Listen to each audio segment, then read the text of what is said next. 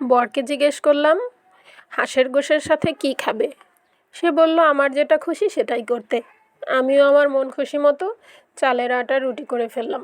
আসসালামু আলাইকুম, কেমন আছেন সবাই? আশা করছি ভালো আছেন। আমরাও আলহামদুলিল্লাহ ভালো আছি। হাঁসের গোশ নিয়ে এসেছে আমার আম্মু বাড়ির থেকে আসার সময়। হাঁস কেটে ধুয়ে পরিষ্কার করে প্যাকেট করে নিয়ে এসেছে। এখন আমি সেটা রান্না করছি। রান্নাটা মোটামুটি সবাই পারি কম বেশি, এক একজনের রান্না এক এক রকম। তারপরেও সবার সাথে একটু শেয়ার করা এই আর কি। পেঁয়াজের মধ্যে তেল দিয়ে সুন্দর করে সেটা একটু হালকা বাদামি রঙ করে ভেজে নিয়ে সেখানে আদা বাটা, রসুন বাটা, গোটা গরম মশলা যেগুলো আমরা সাধারণত দিয়ে থাকি সব কিছু ধুয়ে সেগুলো দিয়ে দিয়েছি। এবার মশলাটা একটু কষিয়ে নিয়ে সেখানে দিয়ে দিলাম মশলার ব্লেন্ডার ধোয়া পানি। তারপরেই গুঁড়ো মশলার পালা। গুঁড়ো মশলা বলতে হলুদ গুঁড়ো, মরিচ গুঁড়ো, জিরে গুঁড়ো, ধনে গুঁড়ো, এগুলো দিয়ে মশলাটাকে গন্ধটা না যাওয়া পর্যন্ত ভালো করে দুবার পানি দিয়ে কষিয়ে নিচ্ছি। আমি রান্না করতে গেলে আমার এখানেই একটু সময় বেশি লাগে, কারণ আমি মশলাটা একটু ভালো করে বেশি সময় নিয়ে কষাই। আর যেহেতু হাঁসটা কাটা বাছা পরিষ্কার করাই ছিল, আমার আর কষ্ট হয়নি।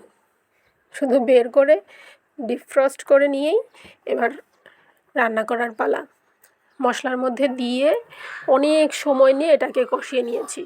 আর চুলায় দেওয়ার সাথে সাথে এটার থেকে এত পানি বের হয়েছে, যেহেতু ফ্রিজে ছিল সেই কারণেই হয়তো। আর আমি এটা নারকেলের দুধ দিয়ে রান্না করব। এই যে প্রথমে যেটা দিয়ে দিলাম এটা হচ্ছে দ্বিতীয়বার নারকেল কচলানোর পরে যে পাতলা দুধটা বের হয়েছে সেটা। এটা দিয়ে ঢাকা দিয়ে আমি বেশ কিছুক্ষণ সময় এটাকে সিদ্ধ করব, আর পানিটা শুকিয়ে যাওয়া পর্যন্ত। পানিটা অনেকটা শুকিয়ে তেল উঠে গেছে। এখন আমি প্রথমবার নারকেল কচলে নেওয়ার পরে যে ঘন দুধটা বের হয়েছে সেটা দিয়ে দিচ্ছি।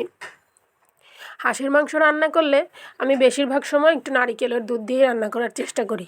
তবে নারকেল ছাড়া যে করি না তা নয়, তবে আমার কাছে একটু নারকেল দিয়ে করলে ভালো লাগে এই আর কি। অনেকেই নারকেল পছন্দ করেন না, কিন্তু আমার কাছে ভালো লাগে। অল্প আঁচে গোশটা সেদ্ধ হওয়া পর্যন্ত রান্না করেছি। আর রান্না শেষ হলে উপর থেকে গরম মশলা আর ভাজা জিরে গুঁড়ো ছড়িয়ে দিয়েছি। এবার রুটি বানানোর পালা। পানির মধ্যে লবণ দিয়ে পানিটা পুরো বলক আসা পর্যন্ত অপেক্ষা করছিলাম। বলক আসার পরেই এখানে আমি পরিমাণ মতো চালের গুঁড়ো দিয়ে উপর থেকে একটা কাঠের নাকড়ি দিয়ে ফাঁকা ফাঁকা করে দিয়েছি, যাতে পানি উঠে পুরোটা আটাটা সুন্দরভাবে সেদ্ধ হয়। কিছু সময় আমি অল্প আঁচে এখানে ঢাকা দিয়ে রেখেছিলাম আটাটা সেদ্ধ হওয়ার জন্য। ভালোভাবে যখন পুরোটা হয়ে গিয়েছে তখন আটাটাকে সুন্দর করে নাড়াচাড়া করে নিচ্ছি পানির সাথে। এবার আটাটা সেদ্ধ করা হয়ে গিয়েছে।